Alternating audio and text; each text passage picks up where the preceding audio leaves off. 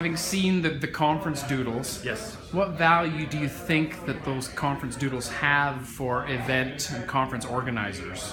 So I'll give you three. Okay, so three pieces of value that I saw. First piece of value, not everybody is linear. Some people are visual and they don't think visual.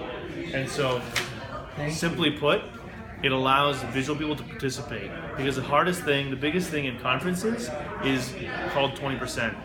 If you're a brilliant communicator and your person is like well rested, they'll maybe remember 20% of what you said. That's just how it is, right? Having led tons of conferences, having led a ton of adult learning over the years, if you can get 20%, you're a brilliant facilitator.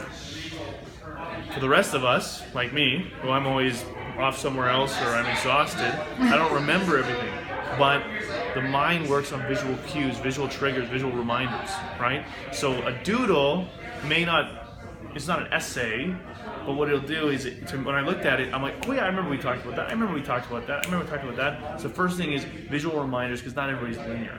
I think the second thing is that I think that it's kind of like, I saw it as kind of like when you think about as your childhood, your photo book, like, oh, I remember that time.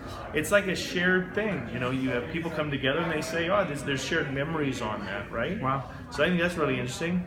And I think the other thing is that, you don't always have a really crisp summary of everyone's contact information. So, Amen. So your conference doodles, what it did is it had Twitter handles, it had email addresses, it had logos, it had everything. So I just, you just look at it and I was just like, man, what do I need all these business cards for? It's all right here, right? And so, there's lots of stuff, but there's three. That's awesome.